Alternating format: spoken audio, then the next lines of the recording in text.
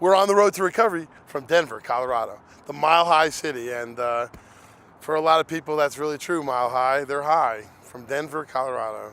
But there's a lot of recovery going on here. And that recovery has some advocates. That recovery has some leaders. That recovery has some heroes. And one of those heroes is a good friend of mine, Tomas Hernandez. My addiction began when I was 8 years old. Huge family. I come from a huge family. My father came from 14 children. Very heavy in addiction, our whole family. It wasn't like I was experimenting or whatnot. It was I was waiting for my turn. Like I said, eight years old is when I took my first drink. I did my first hard drug by the time I was 12. I was mixed up in life of crime by the time I was 13, 14 years old. Try to play both sides of the spectrum. My mother is a very, very successful woman. We started from humble beginnings. Both my parents been married for 54 years and did the best they could by us. But I kind of cling to the, not kinda, I more than cling to the streets, to my cousins that were up to no good. That stuck with me. Started in East Denver in school, made it all the way down to Aurora. It's kind of a kid I was the kid that got in trouble all the time. First there was marijuana and alcohol. Marijuana wasn't strong enough. Ended up with some cocaine. Cocaine didn't last long enough. So I got my first taste of methamphetamine. And I thought I found Jesus. I thought I found God. Did my first shot of dope, my early 20s, 19, 20 years old. Ended up in some hospitals with a straitjacket on twice. But my life of crime and everything that I've done from that point, it kind of escalated, more than escalated. I ended up doing 6.5 years from all the way to the city to the federal level, a lot of state penitentiary, off and on. Patched out in a 1% biker gang. Ego, dope, life, everything was involved with that. Lost a lot of friends, lost a lot of family members to this disease. Ended up finding a 12-step room by the time I was 36 years old. Went there, got a sponsor because my wife would stay off my back and I could get out of the house. I could go to meetings. Didn't want to really know anybody. So I started working.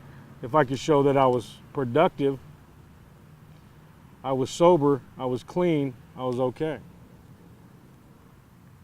Got involved in a tattoo shop. I got my 9-month key tag, and that day I drank 9 beers in a matter of an hour, 20 minutes to an hour. By the time it was 11, I was rolling a bowl of methamphetamine again. By the time it was 2 o'clock, I had a needle in my arm and I was cheating on my wife. 2.5 months of that came in, and also I was a maintenance heroin user. Alcohol wouldn't bring me down, it'd just get me riled up. So heroin came in the picture off and on through this whole journey of active addiction. So recovery, Tomas Hernandez, his addiction was horrible. The places he ended up was just absolutely terrible. Not an atypical story, but one that's, worse than most. Now let me show you what he's doing now. Let me show you what he's doing with his recovery to save lives. Then I went to a place called Stout Street Foundation after 2.5 months of that relapse. It was utter hell. What 12 Steps Room tells you is absolutely right. Disease jumps on you and it pounces on you. It was the worst experience of 2.5 months I ever had. I met a gentleman named Christopher Conway from Stout Street. Today, he's my mentor today. Everything in my life that I have has been influenced one way or another by this man. I didn't finish his treatment center, but this man, out of love for recovery, stuck with me, helped me get into the field. Today, I'm a outreach and business development guy for a treatment center, a wonderful treatment center called Raleigh House of Hope. I also have a nonprofit agency called the Bobby Hornbuckle Foundation. 501c3, a 3-time felon, 2-time state, 1-time federal felon with a tax exemption. Can you imagine that? That's some recovery right there, you know. My life is a total living amend. I got a great sponsor for his anonymity and the respect and the traditions of 12 steps. I can't say who, and I'm just dying to tell you, but that man has been pinnacle in my life too. And most of all, I found God. I found out that I wasn't God, that there was a God of my understanding that could help me. There was a community out there that could help me. There was people that were out there that could change the face and the thought that I had in my life. I wake up today saying I love my life. I don't look at it the way I did before. Biggest gift is having my daughter in my life. My daughter has been patted down more than a grown man to go see her father in state penitentiaries and federal penitentiaries. Today, I'm not that guy. She can look up to somebody instead of being embarrassed about her father or leading her down the wrong path.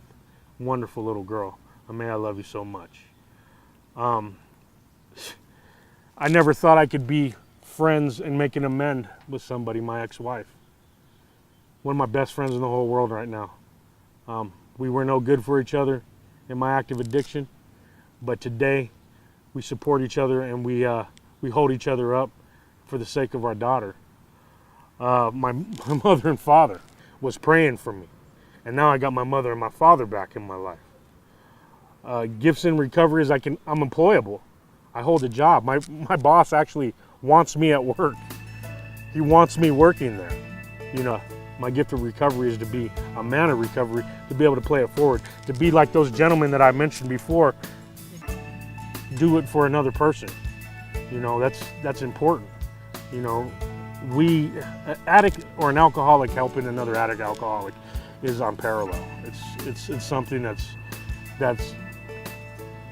you can't put a price tag on that.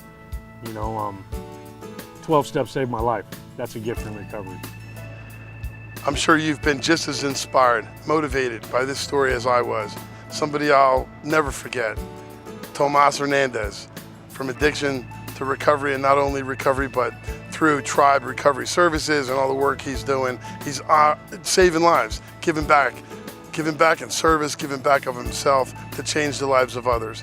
And that's what we want to show you. That's what we want to share with you. We want to emphasize recovery, express that it is possible. Recovery is a beautiful thing. It is possible.